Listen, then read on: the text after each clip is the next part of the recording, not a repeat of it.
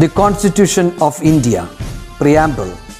We, the people of India, having solemnly resolved to constitute India into a sovereign, socialist, secular, democratic republic and to secure to all its citizens justice, social, economic and political, liberty of thought, expression, belief, faith and worship, equality of status and of opportunity, and to promote among them all fraternity, assuring the dignity of the individual and the unity and integrity of the nation. In our Constituent Assembly, this 26th day of November 1949, do hereby adopt, enact and give to ourselves this Constitution.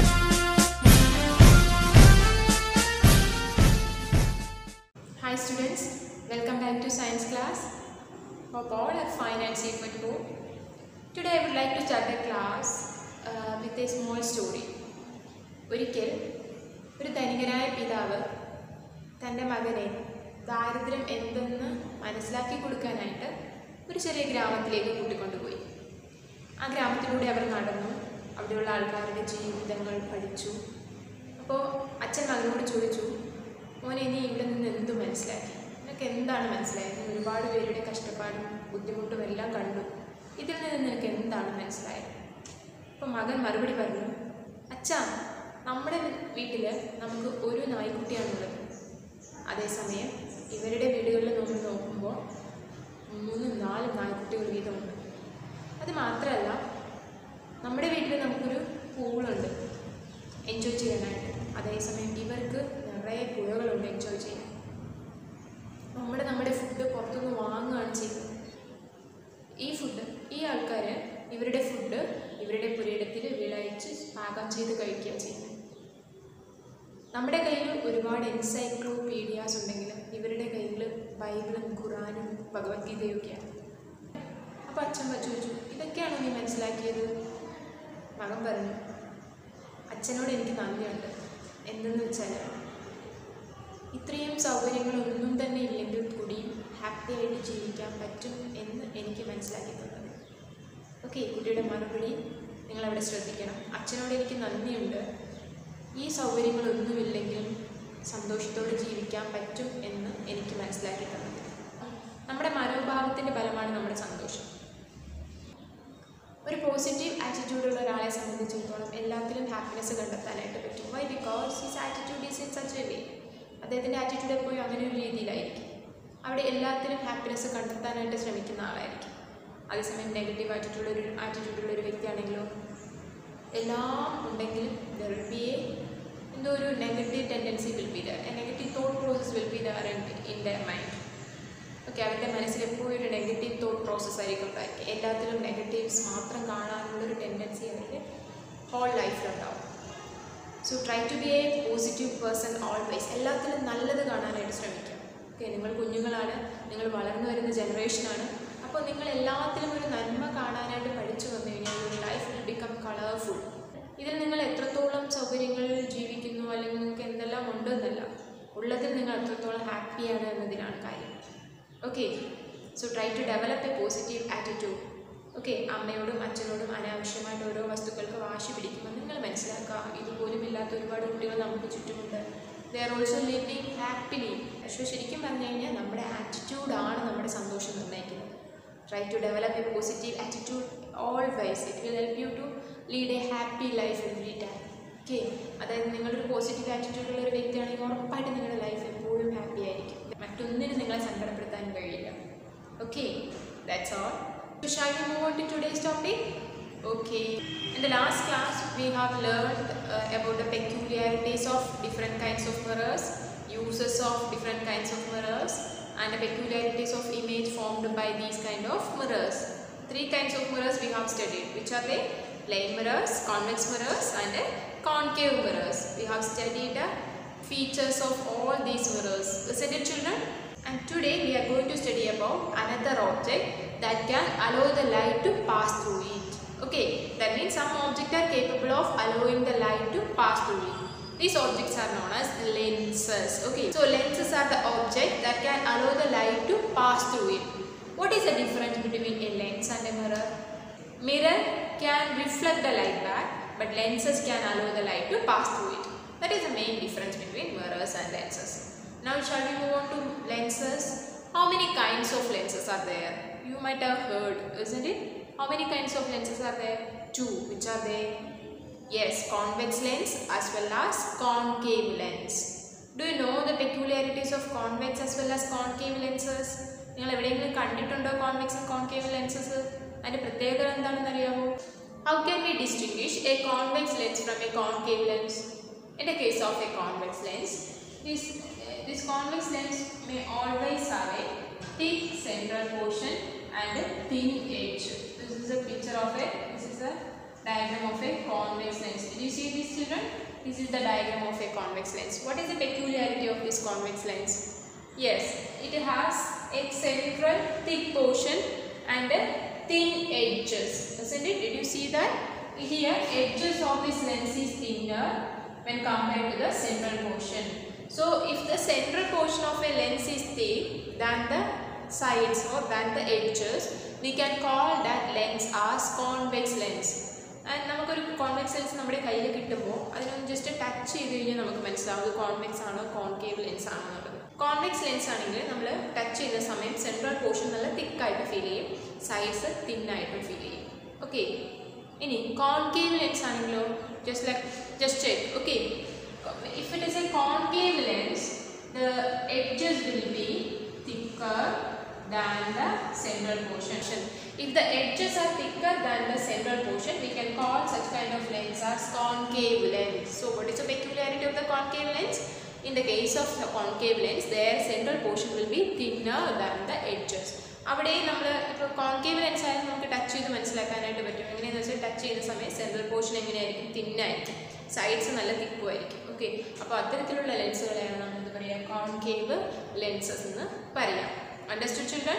So we have studied about two types of lenses, convex as well as concave lenses. Convex lenses have a thick central portion when compared to the edges.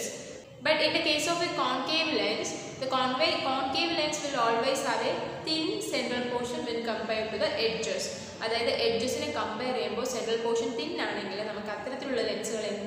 concave lenses. You might have seen lenses in your geometry boxes. Hand lens in your geometry box. Geometry box lens touch convex or concave.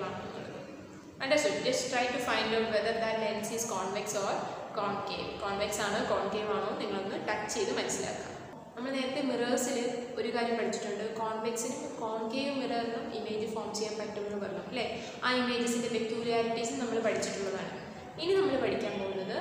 convex, concave lenses form images. Okay, now can you look at the picture given on the screen? What did you see there?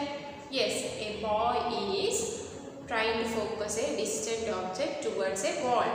Here, the peculiarity of this image is that the boy is using a convex lens. Okay, he is using a convex lens to focus a distant object towards a wall.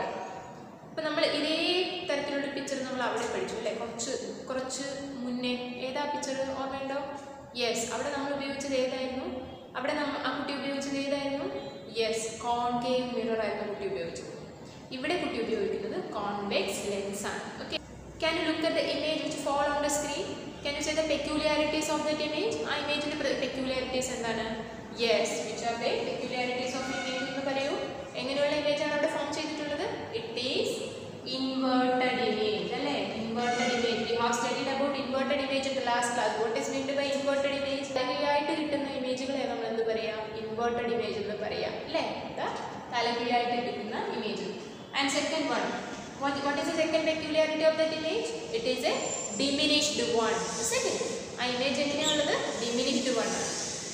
Okay, we form the image diminished one. That diminished size. Clear size image. Next one. Can you see the third property? Peculiarity. If it is possible to capture the image on the wall, we can call such kind of images as what? Real images. So this one, whether this one is a real image or not?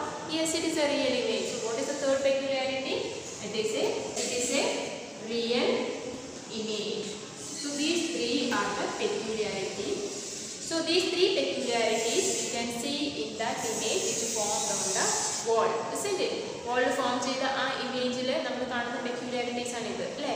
അവിടെ നമ്മൾ ഉപയോഗിച്ച lens, sorry അവിടെ ആ കുട്ടി ഉപയോഗിച്ച lens ഏതാ? Convex lens. If he is using a concave lens instead of convex lens, what will be the peculiarities of that image? What will be the peculiarities? എന്തായിരിക്കും ആ peculiarities ഒന്ന് പറയാമോ? Yes, concave lens ആണ് കുട്ടി ഉപയോഗിക്കുന്നതെങ്കിൽ he will get a എങ്ങനെയുള്ള image ആയിരിക്കും? Erect image. he will get a erect image. ഒരു ഇറക്റ്റ് ഇമേജ് തന്നെ ആയിരിക്കും കുട്ടിക്ക് കിട്ടുക. ഇറക്റ്റ് ഇമേജ് കിട്ടും. സെക്കൻഡ് വൺ അല്ലെങ്കിൽ നമുക്ക് പറയാം the child will get an upright image, an image in the upright condition, or erect or upright image the child will get. And the second peculiarity, diminished ആണ് ഇവിടെ. ഇവിടെയും കുട്ടിക്ക് diminished image ആയിരിക്കും കിട്ടുക. Okay, ഇവിടെയും അങ്ങനെ തന്നെ ആയിരിക്കും, diminished image ആയിരിക്കും. പക്ഷേ ഒരു പ്രശ്നം വരികയെന്ന് വെച്ചാൽ കുട്ടിക്ക് ഒരിക്കലും ആ ഒരു ഇമേജിനെ എവിടേക്ക് ഫോക്കസ് ചെയ്യാൻ പറ്റില്ല? ഒരു വോളിലേക്ക് ഫോക്കസ് ചെയ്യാനായിട്ട് പറ്റില്ല. Why? Because എന്തുകൊണ്ടാണ്? We will study കുറച്ചുകൂടെ അങ്ങോട്ടേക്ക് പോകുമ്പോൾ നമ്മൾ പഠിക്കും. Okay, so if it is not possible to capture that image on the wall, we can call that kind of images as virtual images. So the image will be a virtual one, virtual image ആയിരിക്കും. If the boy is using concave lens instead of convex lens, he will get an image with these features. Okay, അതായത് ഇത്രയും features ഉള്ള ഒരു image ആയിരിക്കും ആർക്ക് കിട്ടുക? ആ കുട്ടിക്ക് കിട്ടുക. അവിടെ ഇമേജ് കിട്ടുക എന്ന് വെച്ചാൽ it is not possible to capture that image on the screen. ഒരിക്കലും ആ കുട്ടിക്ക് അവിടെ ആ ലെൻസ് ലെൻസിലേക്ക് വരുന്ന ലൈറ്റ് റേസിന് ഒരു പെർട്ടിക്കുലർ പോയിന്റിലേക്ക് ഫോക്കസ് ചെയ്യാനായിട്ട് പറ്റില്ല. So that the image formed will be always be virtual എന്ന് പറയാം. വിർച്വൽ ഇമേജ് ആയിരിക്കും. അതുപോലെ തന്നെ we will get A diminished image. Image form ചെയ്യുന്നത് അതിനുള്ളിൽ ഫോം ചെയ്യുന്ന ഇമേജ് ഡിമിനിഷ്ഡ് വൺ ആയിരിക്കും. ഓക്കെ, ഡിമിനിഷ്ഡ് വൺ ആയിരിക്കും. And the image will be in the erect or upright condition. Erect or upright രണ്ടും ഒരേ മീനിങ്ങിൽ തന്നെ വരിക. We can take any one, ഏതെങ്കിലും ഒന്ന് എടുക്കാം. ഒന്നുകിൽ ഇറക്റ്റ് അല്ലെങ്കിൽ അപ്രൈറ്റ്, ഏതെങ്കിലും ഒരു ഫീച്ചർ എടുത്തിട്ട് നമുക്ക് അവിടെ പറയാം. ഇമേജ് എപ്പോഴും ആ കണ്ടീഷനിൽ തന്നെ ആയിരിക്കും. കോൺവെക്സ് ലെൻസ് ഉപയോഗിക്കുമ്പോൾ we will get real image, but here in the concave lens we will get a virtual image. അതായത് it is not possible to focus a distant object with the help of a concave lens towards a wall. That means the main thing which you have to understand from this experiment is that with the help of a concave lens it is not possible to focus a distant object towards a wall. Why? Because the image formed will always be virtual one. Okay, അതായത് image form ചെയ്യുന്നത് virtual one ആയിരിക്കും. അതൊരിക്കലും വോളിലേക്ക് focus ചെയ്യാനായിട്ട് പറ്റില്ല. Here my question is, എന്തുകൊണ്ടാണ് concave lens എപ്പോഴും virtual images form ചെയ്യുന്നത്? Images formed on a convex lens can be focused towards a wall, but images formed on a concave lens cannot be focused on a wall. എന്തുകൊണ്ട് എന്ന് ഞാൻ ചോദിച്ചു അല്ലേ? Answer എന്താണെന്ന് വെച്ചാൽ, when the light ray will pass through the convex lens, at that time the lens will converge the light rays into a particular point. That means when a group of incident rays, when a group of rays pass through a convex lens, at that time the convex lens will converge all the light rays, or it will bring together all the light rays to a particular point. Since it is capable of converging all the light rays towards a particular point, it is easy to capture that image on a screen. Did you understand what I mean? I'll tell you this with the help of an image. Okay. As you know, this is a convex lens, isn't it? Convex lens ആണ്. Suppose നമ്മൾ വിചാരിക്കുക രണ്ട് light റേയിലേക്ക് pass ചെയ്യാണ്. When two light rays will pass through this convex lens, the light rays will be converged towards a particular point. Similarly, if I am drawing one more ray, when the ray pass through this convex lens, it will be converged towards a particular point. This is the fourth ray. When it passes through the convex lens, it will be converged towards a particular point. Did you see that, children? I'll tell you once more. This is a convex lens. So when a group of light rays will pass through a convex lens, the convex lens will try to convert that light rays to a particular point. Here all the rays can be converged towards a particular particular point. That's why we are getting real images through this convex lens. Okay, അതായത് നമുക്കിവിടെ convex ലെൻസിലൂടെ real images കിട്ടാനുള്ള കാരണം ഈ എല്ലാ റേസിനെയും ഒരു പോയിന്റിലേക്ക് focus ചെയ്യാൻ പറ്റുന്നതുകൊണ്ടാണ്. നമ്മൾ നേരത്തെ പറഞ്ഞു കോൺകേവ് മിറർ പഠിച്ചപ്പോൾ പറഞ്ഞു അവിടെ കോൺകേവ് മിറർ എന്ത് ചെയ്യാണ്, എല്ലാ ലൈറ്റ് റേസിനെയും റിഫ്ലക്ട് ചെയ്തൊരു പോയിന്റിലേക്ക് കൊണ്ടുവരികയാണ്. റിഫ്ലക്ട് ചെയ്ത് ഒരു പോയിന്റിലേക്ക് കൊണ്ടുവരാൻ കേപ്പബിൾ ആണ്. അതിനർത്ഥം എന്താ, ഒരു പോയിന്റിലേക്ക് കൊണ്ടുവരാൻ കേപ്പബിൾ ആയിട്ടുള്ളത് ഏത് മിററാണോ അല്ലെങ്കിൽ ഏത് ലെൻസാണോ അത്തരത്തിലുള്ള മിററിലും ലെൻസിലും മാത്രമാണ് റിയൽ ഇമേജസ് ഫോം ചെയ്യുന്നത്. Understood? Here the convex lens will always form real images. Why? Because in the case of convex lens is capable of converging all the light rays passing through it to a particular point. നമുക്ക് നോക്കാം concave ലെൻസിൽ എന്താ പറ്റുക എന്നുള്ളത്. Okay, just imagine that this one is a concave lens. Okay, this is a concave lens.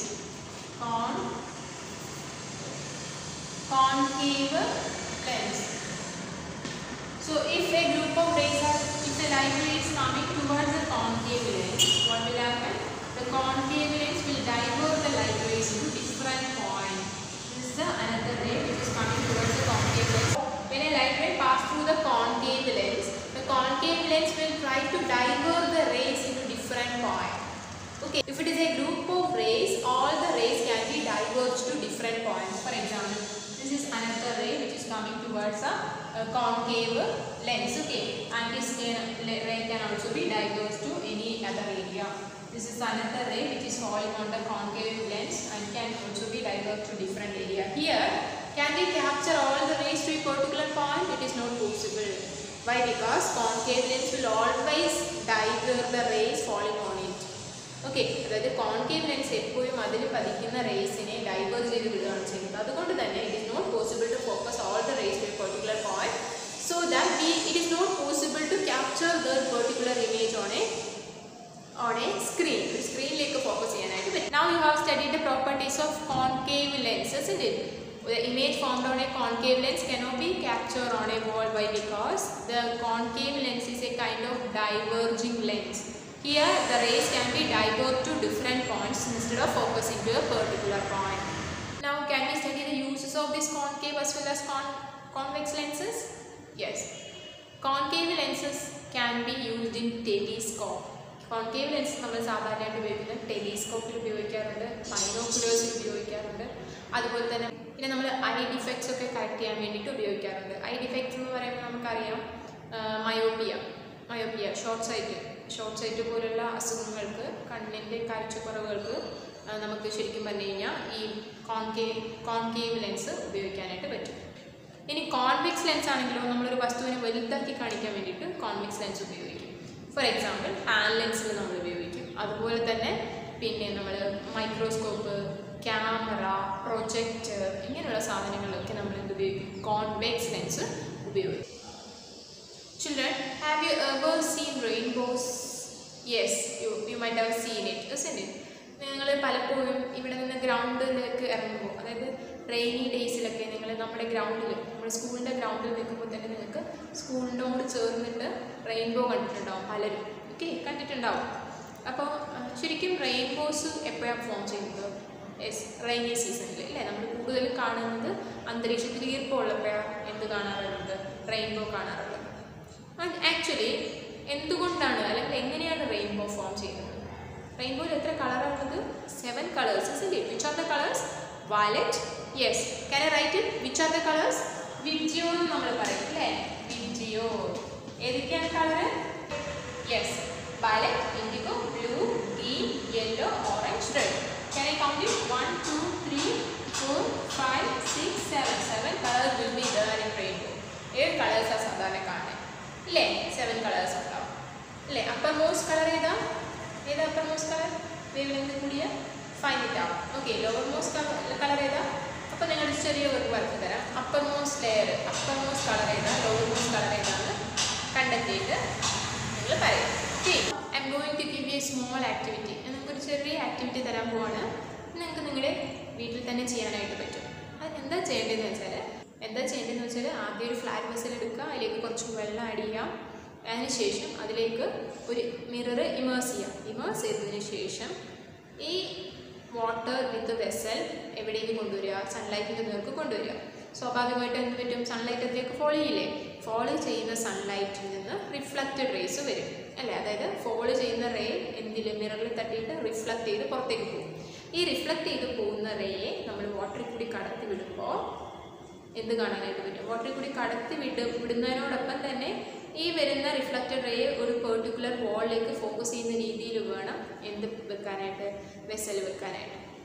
അപ്പോൾ നമ്മൾ വാട്ടറിൽ കൂടി reflect ചെയ്ത റേയെ കടത്തി വിടുമ്പോൾ നിങ്ങൾക്ക് ഈ റിഫ്ലക്റ്റഡ് റേ എവിടെയാണോ പോയി പതിക്കുന്നത് ആ ഭാഗത്ത് നിങ്ങൾക്ക് എന്ത് കാണാനായിട്ട് പറ്റും, വിബ്ജിയോർ കാണാനായിട്ട് പറ്റും. Understood children? I tell you the activity once more. ഞാൻ ഒരു തവണ കൂടി പറയാം എന്താ ചെയ്യേണ്ടതെന്ന്. ഒരു ഫ്ലാറ്റ് വെസൽ എടുക്കുക, അതിലേക്ക് വെള്ളം നിറയ്ക്കുക. നിറച്ച ശേഷം പതിയെ ഒരു മിറർ ഇമേഴ്സ് ചെയ്യുക. ഇമേഴ്സ് ചെയ്തിട്ട് ഈ മിററിനെ സൺലൈറ്റിൽ നിങ്ങൾക്ക് ഫോക്കസ് ചെയ്യാം. So what will happen, sunlight will follow on the mirror. മിററിൽ വീണ് കഴിഞ്ഞാൽ എന്താ പറ്റുക, റിഫ്ലക്റ്റ് ചെയ്യും അല്ലേ. ഓക്കെ, ലൈറ്റ് റിഫ്ലക്റ്റ് ചെയ്തിട്ട് പുറത്തേക്ക് പോകും. ഓക്കെ, റിഫ്ലക്റ്റ് ചെയ്ത റേ മിററിൽ നിന്ന് പുറത്തേക്ക് വരും. ഈ മിററിൽ നിന്ന് പുറത്തേക്ക് വരുന്ന റിഫ്ലക്റ്റഡ് റേയെ വാട്ടറിൽ കൂടി പാസ് ചെയ്യിപ്പിച്ച ശേഷം വോളിലേക്ക് ഫോക്കസ് ചെയ്യിപ്പിക്കാം. ഓക്കെ, അതായത് ഈ റിഫ്ലക്റ്റഡ് റേയിനെ ഒരു വോളിലേക്ക് വേണം നമ്മൾ ഫോക്കസ് ചെയ്യാൻ. പക്ഷേ ഇതിനിടയിൽ ഒരു വാട്ടർ മീഡിയം കൂടി ഉണ്ടായിരുന്നാൽ വാട്ടറിൽ തട്ടി റിഫ്ലക്റ്റഡ് റേ വോളിൽ പതിക്കും. വാട്ടറിൽ തട്ടി വോളിലേക്ക് പതിക്കുമ്പോൾ നിങ്ങൾക്ക് ആ വോളിൽ എന്ത് കാണാനായിട്ട് പറ്റും, എന്ത് കാണാൻ പറ്റും, വിബ്ജിയോർ കാണാനായിട്ട് പറ്റും. അതായത് 7 colours you can see on the wall. Understood? ഇതെങ്ങനെയാണ് സംഭവിക്കുന്നതെന്ന് അറിയാമോ? This white light is composed of 7 colours. That means our sunlight is composed of 7 colours in it. When the sunlight will pass through a prism or water, anything like that, the sunlight will split up into 7 component colors. Okay, അതായത് നമ്മളൊരു സൺലൈറ്റിനെ, ഒരു white light എന്ന് പറഞ്ഞാൽ എന്താ, white light composed of 7 colours. When we allow this white light to pass through a prism or a water droplet, what will happen? The prism or water droplet will split the white color into 7 component colors. That means we will get the 7 component colors due to the splitting up of the white light. If white light can be split up into 7 component colors when we pass it through a prism or a water droplet, such anything like that, we can call that process of splitting up of white light into 7 colors as dispersion. Okay, I'll tell you once more. What is meant by dispersion? And the dispersion, when we allow the white light to pass through a prism or a water droplets, it will split up into 7 component colors. Okay, and this process of splitting of white light into 7 component colors are known as what? Dispersion. ഇത് പ്രകാശത്തിന്റെ മറ്റൊരു പ്രത്യേകതയാണ്. Okay, what is the word? Dispersion. So rainbow form ചെയ്യാനുള്ള കാരണം എന്താ? Dispersion ആണ് അതിന്റെ കാരണം. ഡിസ്പേർഷൻ എന്ന് പറഞ്ഞാൽ എന്താ? എപ്പോഴാണോ വൈറ്റ് ലൈറ്റ് ഒരു പ്രിസത്തിൽ കൂടിയോ ഒരു വാട്ടർ ഡ്രോപ്ലെറ്റിൽ കൂടിയോ പാസ് ചെയ്ത് പോകുന്നത്, ആ പ്രിസത്തിനും ആ വാട്ടർ ഡ്രോപ്ലെറ്റിനും വൈറ്റ് ലൈറ്റിനെ അതിൻ്റെ 7 കമ്പണന്റ് കളേഴ്സായിട്ട് സ്പ്ലിറ്റ് ചെയ്യാനായിട്ട് പറ്റും. അപ്പോൾ അങ്ങനെ സ്പ്ലിറ്റ് ചെയ്യാൻ പറ്റുന്നുണ്ടെങ്കിൽ ആ പ്രോസസ്സിനെയാണ്, അതായത് ആ സ്പ്ലിറ്റിംഗ് പ്രോസസ്സിനെയാണ് നമ്മൾ എന്ത് പറയാം? ഡിസ്പേർഷൻ എന്ന് പറയാം. I told you that white light composed of 7 colors. That means white light consists of 7 colors in it എന്ന് പറഞ്ഞു. Can you believe that? ഞാൻ 7 കളേഴ്സ് ഉണ്ടെന്ന് പറഞ്ഞാൽ നിങ്ങൾക്ക് വിശ്വസിക്കാൻ പറ്റുമോ? No, never. You will not agree with my statement. ഒരിക്കലും നിങ്ങൾ എൻ്റെ സ്റ്റേറ്റ്മെൻറ്റുമായിട്ട് എഗ്രി ചെയ്യില്ല അല്ലേ? വിശ്വസിക്കാൻ കുറച്ച് ബുദ്ധിമുട്ടായിട്ട് തോന്നും. അത് നമുക്ക് പ്രൂവ് ചെയ്യാനായിട്ട് പറ്റും. എങ്ങനെയെന്നറിയാമോ? For that you have to take a circular shaped CD. അതിന് വേണ്ടിയിട്ട് നിങ്ങൾ എന്താ എടുക്കേണ്ട? ഒരു circular shaped CD എടുക്കുക. It should be a discarded one. Okay, it should be a discarded one. Don't take new CDs. പുതിയ CDs ഒന്നും എടുക്കരുത്, അടി കിട്ടും. Okay, so discarded CD എടുക്കുക. After that you mark 7 equal division in that CD. ആ CDയിൽ 7 equal division mark ചെയ്യാം. Okay, either you can paint it on the surface on the basis of the colors which is arranged on the rainbow, or you can paste papers on the basis of the colors which is arranged on the rainbow. അതായത് റെയിൻബോയിൽ colours arrange ചെയ്തിരിക്കുന്ന പോലെ നമുക്കിതിൽ ഒന്നുകിൽ paint ചെയ്യാം, അതല്ലെങ്കിൽ 7 equal ഡിവിഷൻസിൽ paste ചെയ്യാം. Colour paper paste ചെയ്യാം. Paste ചെയ്ത ശേഷം നിങ്ങളിതിനെ എന്ത് ചെയ്യുക, സെൻട്രൽ ഒരു ഹോൾ ഉണ്ടാക്കിയിട്ട് ഫാസ്റ്റ്ലി റൊട്ടേറ്റ് ചെയ്യുന്ന സമയം you can see these colors as a single white color. When it fastly rotate, at that time you can see the CD as in a single color. ഒരു single കളറിൽ നമുക്ക് ഈ CD കാണാനായിട്ട് പറ്റും. Did you see this CD? This is made by your senior students. നിങ്ങളുടെ മുൻപ് വർഷം പഠിച്ചു പോയ കുട്ടികൾ ഉണ്ടാക്കിയ CD ആണിത് ഇത് നമ്മൾ ഫാസ്റ്റ്ലി റൊട്ടേറ്റ് ചെയ്യുന്ന സമയം നമുക്കിത് എന്തായിട്ട് കാണാനായിട്ട് ഒരു സിംഗിൾ കളറായിട്ട് കാണാനായിട്ട് പറ്റും. Understood? So try to do it in your home. Okay, നിങ്ങളുടെ വീട്ടിൽ തന്നെ ഇതൊന്ന് ചെയ്ത് നോക്കുക. ചെയ്ത് നോക്കിയിട്ട് ചെയ്യുന്നതിൻ്റെ വീഡിയോ എടുത്ത് you send it to me. Okay, നിങ്ങളുടെ സീനിയേഴ്സ് ഒരുപാട് ആക്ടിവിറ്റീസ് ചെയ്ത് കൊണ്ടുവന്നിട്ടുണ്ട് സ്കൂളിലേക്ക്.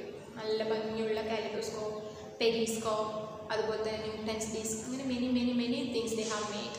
ഓക്കെ, അപ്പോൾ നിങ്ങളും അതുപോലെ തന്നെ ആയിരിക്കുക. Try to do this thing and take a video of that. Let us see. Now I will give you a small homework for the next class.